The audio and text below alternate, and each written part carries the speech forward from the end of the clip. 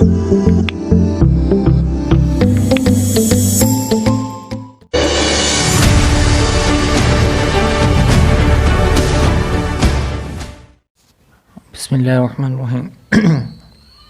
अस्सलाम वालेकुम dear students, आज हमारा जो टॉपिक है वो कॉन्वोल्यूशन एंड कॉन्वोल्यूशन थ्योरम है फॉर फोरियर ट्रांसफॉर्मेशन। पहले हमने ये डेफिनेशंस लैप्लास ट्रांसफॉर्मेशन के लिए की हुई है, लेकिन अब हम ये डेफिनेशन और इसी से रिलेटेड थ्योरम जो है वो फोरियर ट्रांसफॉर्मेशन के लिए भी करेंगे। तो सबसे पहले हम कॉन्वोल्यूशन फोरियर ट्रांसफॉर्मेशन के लिए क्या है उसकी डेफिनेशन को डिस्कस कर लेते हैं। कॉन्वोल्यूशंस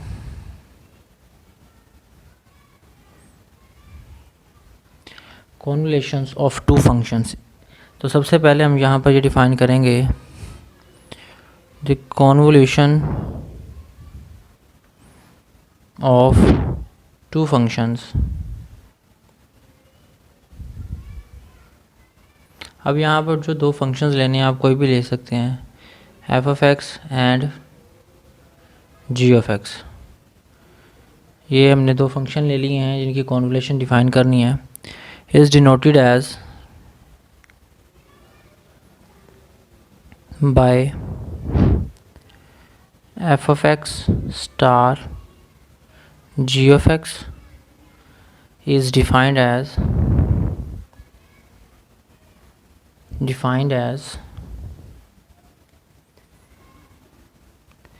f(x) star g(x) is equal to minus infinity to positive infinity f of eta g of x minus eta d eta। यहाँ पर हमारे पास ये कॉन्वोल्यूशन थ्योरम की हमने डेफिनेशन लिखी है कि दो कोई भी फंक्शन हों जिनकी हमने कॉन्वोल्यूशन डिफ़ाइन करने के लिए हम उसको मैथमेटिकली इस फॉर्म में लिखेंगे और उसका जो फार्मूला होगा कुछ इस फॉर्म में होगा। क्योंकि हमारे पास फोरियर ट्रांसफॉर्मेशन में इंटरवल पूरी रियल लाइन होती है -∞ से ∞, तो उसके लिए कॉन्वोल्यूशन के लिए भी हम वही इंटरवल यूज़ करेंगे। अब याद रखना है ये प्रॉपर्टीज़ इसकी सारी की सारी वही हैं जो हमने लैप्लास ट्रांसफॉर्मेशन में सीखी थी कि जो कॉन्वोल्यूशन थ्योरम है वो हमारे पास कम्यूटेबल भी होती है, कम्यूटेटिव भी होती है। कॉन्वोल्यूशन जो प्रॉपर्टी है वो हमारे पास एसोसिएटिव लॉ को भी होल्ड करती है, डिस्ट्रीब्यूटिव लॉ को भी होल्ड करती है और कांस्टेंट के ऊपर ये सेपरेट भी हो जाती है। कांस्टेंट को यानी कि कॉन्वोल्यूशन अगर हमारे पास दो फंक्शन पर डिफ़ाइन की गई हो और उन दोनों में से कोई एक फंक्शन कांस्टेंट का मल्टीपल हो तो वो कांस्टेंट उस कॉन्वोल्यूशन के साइन से बाहर भी आ जाता होता है। तो ये सारी की सारी बेसिक प्रॉपर्टीज़ हमारी वही होंगी जो हमने लैप्लास के लिए भी की हुई। जो यहाँ पर बेसिक चीज़ें हैं हम उनको डिस्कस कर लेंगे।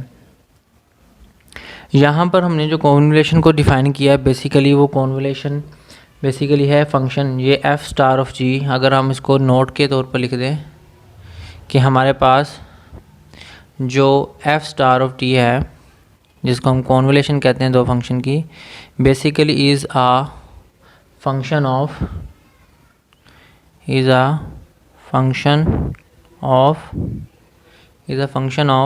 x। ठीक है। अब यहाँ पर एक कंडीशन हम डिस्कस कर लेंगे कि कॉन्वोल्यूशन की जो इंटीग्रल की लिमिट्स है उसके ऊपर इफ़ेक्ट कैसे होगा। अगर हम यहाँ पर डिस्कस करें कि इफ़ f(x) जो हमारे पास फंक्शन है वो इक्वल टू 0 है for x less than 0 and g(x) is equal to 0 for x less than 0, then हमारे पास जो इक्वेशन 1 है इसको हम इक्वेशन 1 भी कह देते हैं। Then equation 1 reduce f of x convolution g(x) is equal to integral 0 to x f of eta g of x minus eta d eta. याद रखना है कि अगर हमारे पास कंडीशंस ये अप्लाई हों कि हमारे पास f of x और g of x दोनों ज़ीरो हों, तमाम x लेस देन 0 के लिए, तो हमारे पास कॉन्वोल्यूशन के लिए जो हम लिमिट अप्लाई कर देंगे वो 0 to x हो जाएगी। जी यहाँ पर एक एग्जांपल डिस्कस कर लेते हैं कॉन्वोल्यूशन के लिए। फाइंड द कॉन्वोल्यूशन ऑफ, हमारे पास ये दो फंक्शन हैं, पीसवाइज फंक्शन है f of x and g of x. F of x है e raise to minus x if x greater than zero and zero if x less than zero. और दूसरा function जो हमारे पास g of x है वो हमारे पास है e raise to minus two x if x greater than zero and zero if x less than zero. जी इसकी कॉन्वोल्यूशन फाइंड करनी है। According to the definition of convolution हम इसको ऐसे लिख सकते हैं, f of x convolution ji of x is equal to integral 0 to x e raise to minus x e raise to minus 2 into x minus eta d of eta. जो अभी हमने ऊपर फॉर्मूला डिस्कस किया है उसके according हम इसको इस फॉर्म में लिख लेंगे। ये नेक्स्ट अगर हम यहाँ पर इसको इवेलुएट करें या इंटीग्रेट करें तो हमारे पास जो ई रेज टू माइनस एक्स है वो एज अ कांस्टेंट फंक्शन यहाँ से रिमूव हो जाएगा, तो यहाँ पर आ जाएगा e raise to minus x और हमारे पास इंटीग्रल जो आएगा, बल्कि इसको एक स्टेप और सिंप्लीफाई कर लेते हैं हम, बेस पहले पावर्स को अलग कर लेते हैं। 0 टू एक्स यह आ जाएगा e raise to minus 2x और साथ में आ जाएगा ई रेज टू ये माइनस यहाँ पर ईटा था according to formula e raise to minus eta x minus eta. यह आ जाएगा हमारे पास minus 2x minus minus plus 2 eta d eta आ जाएगा। यहाँ पर हम यहाँ से ई रेज टू माइनस 2x को कॉमन ले सकते हैं, e raise to minus 2x common आ जाएगा हमारे पास और ये दोनों बेसिस सेम होने पर ऐड होकर ई रेज टू ईटा आ जाएगी सिंपली और डी ईटा आ जाएगा हमारे पास। जी नेक्स्ट यहाँ पर जब हम उसको इवेल्युएट करेंगे इंटीग्रेट करेंगे e raise to minus x as it is बाहर आ जाएगा और ई रेज टू ईटा की integration e raise to eta आ जाएगी और लिमिट हमारे पास 0 टू एक्स आ जाएगी। लिमिट अप्लाई करेंगे तो e raise to minus 2x dot e raise to x minus e raise to 0 आ जाएगा। यहाँ पर हमारे पास आ जाएगा e raise to minus 2x into e raise to x minus 1। अगर हम इसको मल्टीप्लाई कर दें तो ये आ जाएगा ई रेज टू, ये दोनों आपस में मल्टीप्लाई होंगी तो बेसिस सेम होने की वजह से ऐड होकर e raise to minus x हो जाएगी और minus e raise to minus 2x हो जाएगी। ये हमारे पास कॉन्वोल्यूशन आ जाएगी दो फंक्शन की और इसको हम इस तरीके से लिख सकते हैं, hence f of x convolution g of x which is equal to e raised to minus x minus e raised to minus 2x if x greater than 0 and 0 if x less than 0. This is the convolution of two functions. जी next हम discuss करते हैं convolution theorem in x variable. Convolution theorem in x variable. X variable में convolution theorem कैसे define किया जाता है, ये स्टेटमेंट होगी हमारे पास, if Fourier transformation of F of x is equal to F bar of omega and Fourier transformation of g of x is g bar of omega, then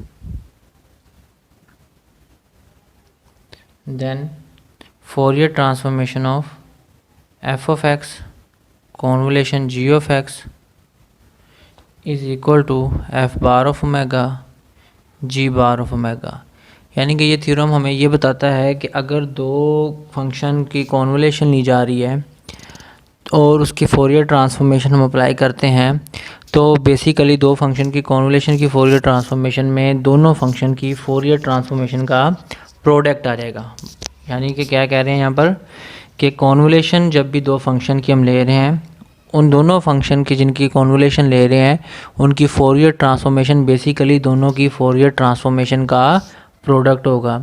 इसको हम प्रूव भी करते हैं और इसको हम इसके इन्वर्स से रिलेटेड भी करेंगे। दोनों केसेस हम यहाँ पर डिस्कस करेंगे, इसके इन्वर्स फार्मूला भी डिस्कस कर लेंगे और ये भी डिस्कस करेंगे। यानी से यहीं पर अगर हम इसकी अल्टरनेटिव या इन्वर्स स्टेटमेंट लिख लें, अल्टरनेटिव स्टार लगा के लिख ले रहा हूँ कि अगर हमारे पास if Fourier inverse transformation of F bar of omega is equal to F of x है and f inverse of g bar of omega g of x के इक्वल है, तो इन्वर्स फंक्शन का जो हम फोरियर इन्वर्स ट्रांसफॉर्मेशन जो हमारे पास है दोनों के प्रोडक्ट की f bar of omega g bar of omega ये हमेशा इक्वल होगी दोनों फंक्शन की कॉन्वोल्यूशन की। यानी कि ये हम ये कह लें कि कन्वर्स ऑफ दिस थ्योरम है कॉन्वोल्यूशन थ्योरम का। हम यहाँ पर इसको फर्स्ट केस को जो हमने ऊपर डिस्कस किया है वो फर्स्ट ऑफ आप प्रूव करते हैं कि उसको कैसे सॉल्व करना है। यहाँ पर प्रूफ के लिए हम डेफिनेशन लेते हैं फोरियर ट्रांसफॉर्मेशन की by definition Fourier transformation of F of x convolution ji of x. अब अकॉर्डिंग टू डेफिनेशन हम ये लिख सकते हैं कि minus infinity to positive infinity interval हो जाएगा, e raise to minus iota omega x हो जाएगा और यहाँ पर फंक्शन में हमारे पास आ जाएगा f of x convolution ji of x and d of x d x. यहाँ पर हमारे पास ये कॉन्वोल्यूशन में आ जाएगा। नेक्स्ट सबसे पहले हम ऑर्डर ऑफ इंटीग्रेशन चेंज करते हैं कि अगर आप यहाँ पर देखें, चलें पहले ऑर्डर ऑफ इंटीग्रेशन से पहले ज़रा कॉन्वोल्यूशन की डेफिनेशन भी अप्लाई कर लेते हैं। कॉन्वोल्यूशन की डेफिनेशन में यहाँ पर अगर हम ब्रैकेट लगा कर अप्लाई करें तो वो हमने पढ़ी थी minus infinity to positive infinity f of eta g of x minus eta and d eta, bracket close और लास्ट पे आ जाएगा डी एक्स। यहाँ पर हमने क्या अप्लाई किया है कॉन्वोल्यूशन की डेफिनेशन जी। अब यहाँ पर हम इंटीग्रेशन का ऑर्डर चेंज करते हुए ये लिख सकते हैं minus infinity to infinity minus infinity to infinity e raise to minus iota omega x f of eta g of x minus eta d eta and d x. जी जो last step हमने लिखा है अगर उस स्टेप में लिखें देखें हम दोबारा से कि हमारे पास e raise to iota omega x वाला ये जो टर्म है ये कांस्टेंट होगी with respect to eta variable, तो हम उसके अकॉर्डिंग इंटीग्रेशन का ऑर्डर चेंज करते हुए यहाँ पर इसको इंटीग्रल से बाहर लेके जाएंगे।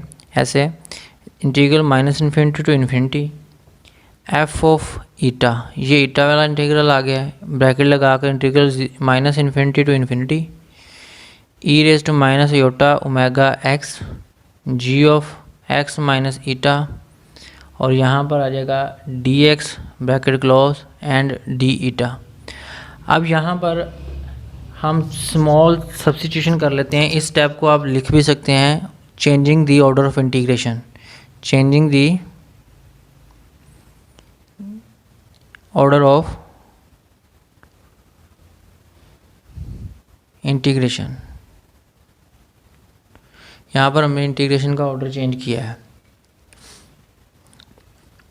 जी। नेक्स्ट थोड़ी सी सब्स्टिट्यूशन करते हैं, यहाँ पर लेट कर लेते हैं लेट जो हमारे पास x माइनस ईटा आ रहा है इसको किसी नए वेरिएबल के इक्वलेट कर लेते हैं, लेट सपोज बी v। तो अगर यहाँ से हम वैल्यू निकालें x की, तो x की वैल्यू हमारे पास हो जाएगी x is equal to v plus ईटा।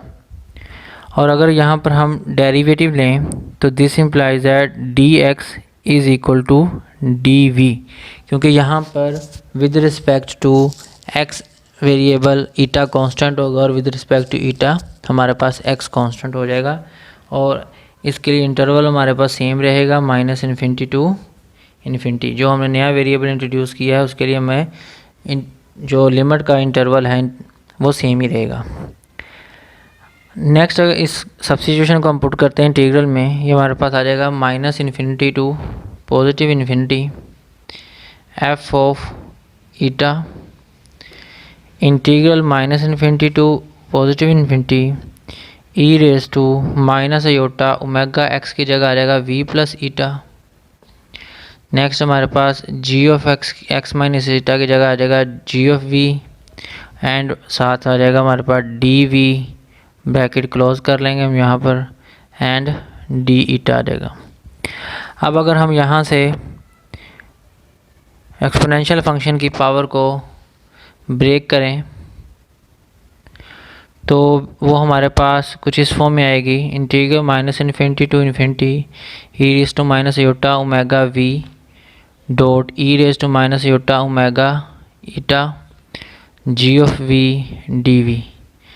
यहाँ पर अगर हम देखें with respect to variable v ये टर्म हमारे पास कांस्टेंट होगी तो ये इंटीग्रल से बाहर आ जाएगी, तो वो कुछ इस तरीके से होगी minus infinity to positive infinity e raise to minus iota omega eta और साथ में आ जाएगा f of eta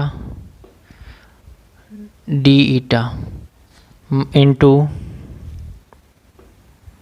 product of the two integral बन जाएगा यहाँ पर minus infinity to infinity e raise to minus iota omega v g of v d v. तो आप देख सकते हैं कि ये बेसिकली दोनों ही फोरियर ट्रांसफॉर्मेशन की डेफिनेशन बन चुकी है। ये आपके पास एफ बार ऑफ डब्ल्यू है और वो हमारे पास जी बार ऑफ डब्ल्यू है।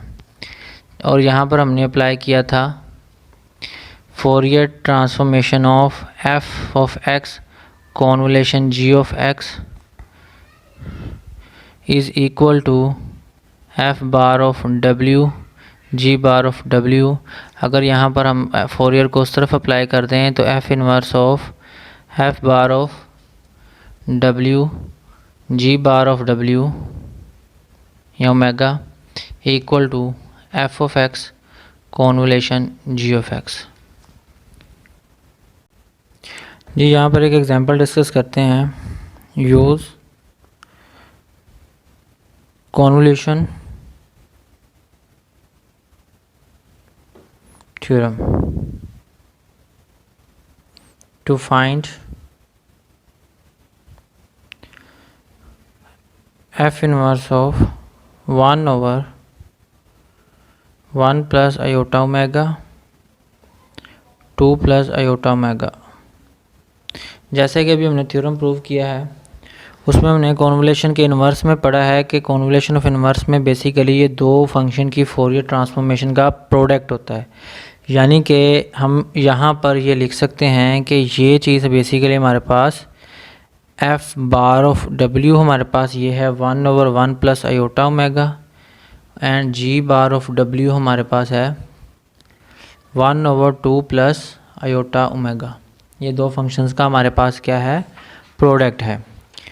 अब हम यहाँ पर अगर इन दो फंक्शंस के रिज़ल्ट्स को याद करें जो हमने लास्ट लेक्चर में इस तरह की एग्जांपल की है कि ये कैसे फंक्शन की फोरियर ट्रांसफॉर्मेशन ये आती है, तो हम ये लिख सकते हैं देन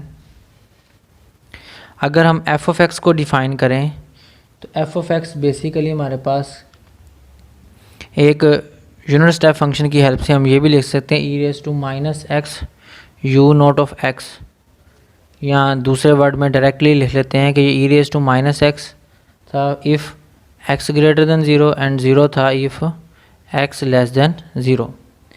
ठीक है, सिमिलरली जी ऑफ एक्स के लिए हम डिफ़ाइन करते हैं तो वो e raise to minus two x u naught of x होगा, यानी कि e raise to minus two x if x greater than zero and zero if x less than zero. तो according to convolution theorem, hence by convolution theorem हमारे पास F inverse of F bar of W G bar of W या omega is equal to होगा F of x convolution ji of x. यानी कि हमने यहाँ पर इस चीज़ को टर्म को इवेल्युएट करना है तो हमें जस्ट इन दो फंक्शंस की कॉन्वोल्यूशन लेनी पड़ेगी। तो कॉन्वोल्यूशन की डेफिनेशन के अकॉर्डिंग ये आ जाएगा हमारे पास minus infinity to positive infinity is equal to minus infinity to positive infinity, यह रहेगा f of eta g of x minus eta d eta. ये हमने कॉन्वोल्यूशन की डेफिनेशन अप्लाई कर दी है यहाँ पर। अब जब कॉन्वोल्यूशन की डेफिनेशन पढ़ी थी तो हमने वहाँ पर एक केस डिस्कस किया था, if x less than zero या if f of x is equal to zero if x less than zero and g of x is zero if x less than zero. इसके लिए हमने ये result discuss किया था, तो उसके according ही हम इसको अप्लाई करेंगे। यहाँ पर हमारे पास वैसे ही फंक्शन है कि ग्रेटर देन के लिए ये फंक्शन ज़ीरो नहीं है, लेस देन के लिए ज़ीरो है, तो हमारे पास जो इंटीग्रेशन की जो लिमिट है वो चेंज हो जाएगी, zero minus infinity to infinity से ज़ीरो टू एक्स में कन्वर्ट हो जाएगी। हमारे पास फंक्शन की वैल्यूज़ पुट करते हैं, एफ ऑफ ईटा की जगह हमारे पास e raise to minus x आएगा और g of x minus eta की जगह हमारे पास g of minus two into x minus eta आ जाएगा और ये डी ईटा आ जाएगा। सिंपली इसकी इंटीग्रेशन करने के लिए हम पहले इंटीग्रल लिमिट्स को चेंज करते हैं, e raise to minus x और ये हमारे पास यहाँ पर जी नहीं आएगा, ई ही आएगा, e raise to minus two x minus minus plus हो जाएगा और यह आ जाएगा e raise to two eta, ये प्रोडक्ट की फॉर्म में आ जाएगा और ये हमारे पास डी ईटा आ जाएगा। यहाँ पर अगर अकॉर्डिंग टू ईटा फंक्शन देखें हम,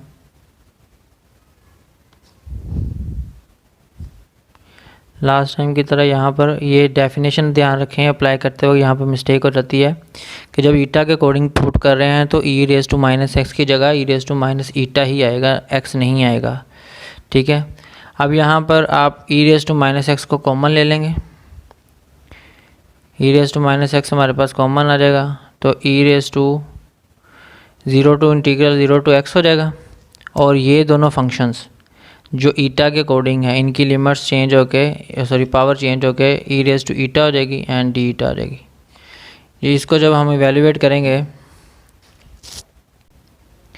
जी हमारे पास नेक्स्ट स्टेप में e raise to minus two x as it is आ जाएगा, integration e raise to eta की ई रेज टू ईटा ही आ जाएगी और लिमिट हमारे पास ज़ीरो टू एक्स आ जाएगी। जी लिमिट अप्लाई करेंगे e raise to minus x e raise to minus two x dot e raise to x minus e raise to zero, ये हमारे पास आ जाएगा e raise to minus two x into e raise to x minus one और ये हमारे पास आ जाएगा ई रेज टू माइनस, ये बेसिस सेम है, माइनस एक्स हो जाएगा और ये e raise to minus two x हो जाएगा। ये हमारे पास फोरियर इनवर्स जो हमने लिया है कॉन्वोल्यूशन थ्योरी के according, one plus iota omega and two plus iota omega, उसका रिज़ल्ट इस फॉर्म में आ चुका है।